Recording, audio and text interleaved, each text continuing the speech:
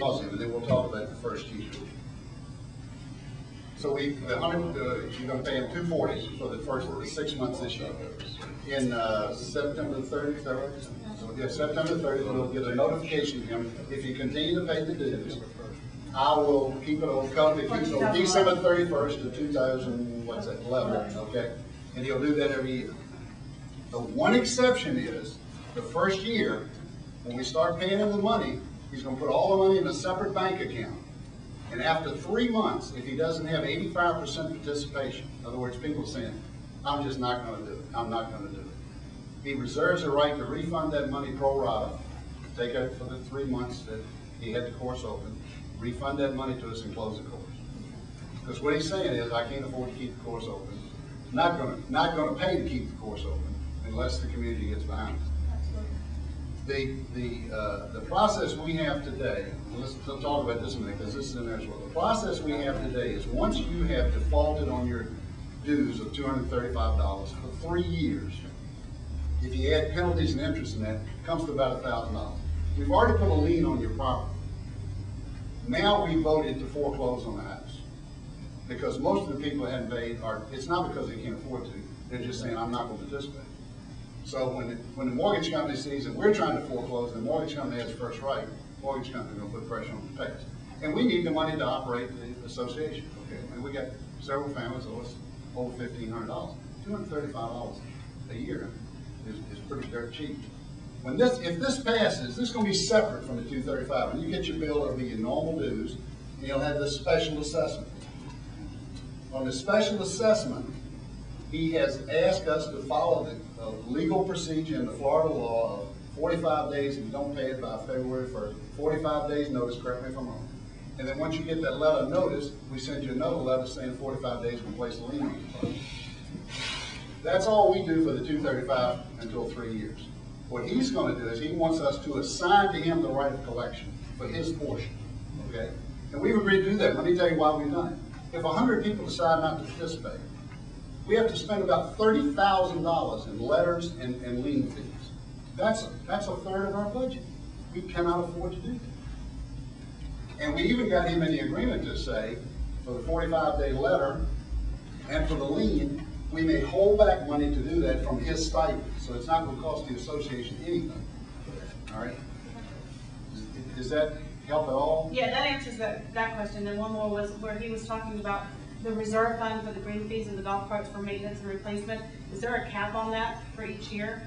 Like, I mean, say for instance, he makes a great $400,000 profit. He's not going to put $300,000 in for green fees and, you know, each year just to where he doesn't show a profit. Is there a cap on that limit?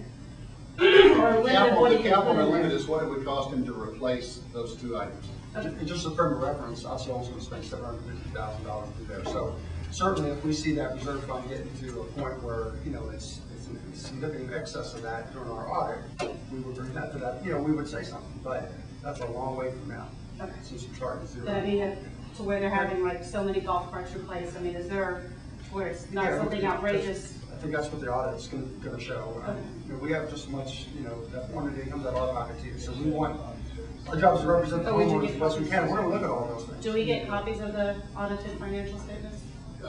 No, you don't. But if a homeowner wants to see them, you have to sign a non-disclosure agreement. Okay. Everybody that's gone down to review the books has had to sign a non-disclosure. But we just go to them. Is that, yeah. Okay. All right. Thank you. Question, please. Larry, there was a summary sent out by the BoD which outlined everything. My question is, with the statement reading, the deadline for receiving jointer forms is midnight, June 28th.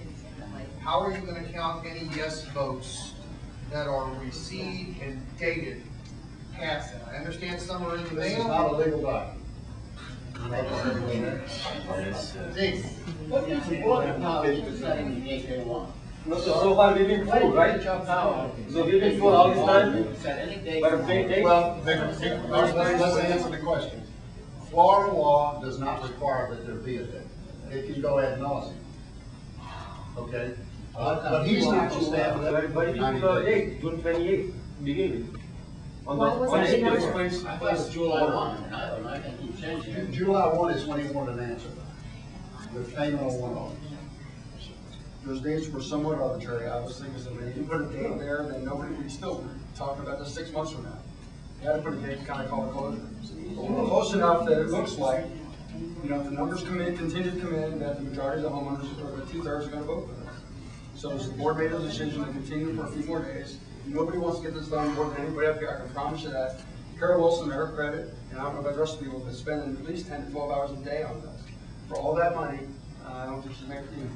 So I think that, you know, we all want to get this closure, but since significant numbers have come in and say yes, we're not going to close it off to some arbitrary date. Okay, if we get 100 no votes, will we kill it?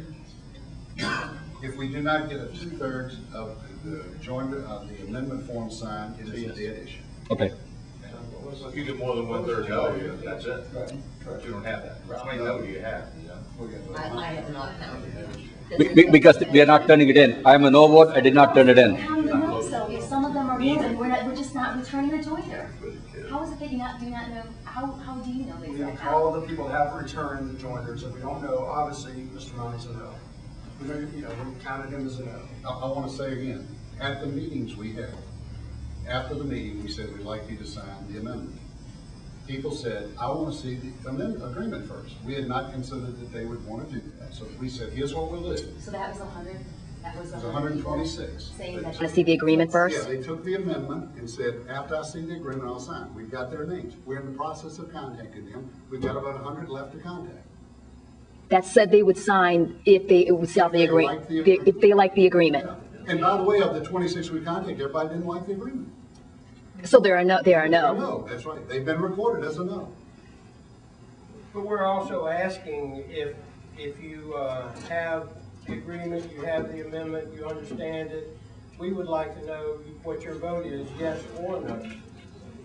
Because we knew at the beginning that the process, legal process, to register a no is to not do anything. We would not know whether they were saying no or not until we actually contacted them and said, will you tell us you're voting no? And if they do that, we're recording that so we don't have to go back and knock on their door. 8 o'clock on Saturday morning. What was the July 15th date that was mentioned here? Yes, sir. I just got one quick question. If you do get the 2/3 majority, are you gonna publish a list of the people and their address? This is all public information. It will be available to anybody. It'll be online or it's available for anyone to see. Well, you can send all of these around to everybody, but you can't send. Well, anybody can go online after the amendment is passed and they can view who has approved this amendment, the amendment. That is all public information. It will be available online, and we can provide that email address. If you're not an internet user, we can provide you a hard copy. Yeah, If you're we not an have internet more user. copy. Please vote We have some homeowners that don't use the internet. I make a motion that we close the meeting, adjourn the meeting. It's all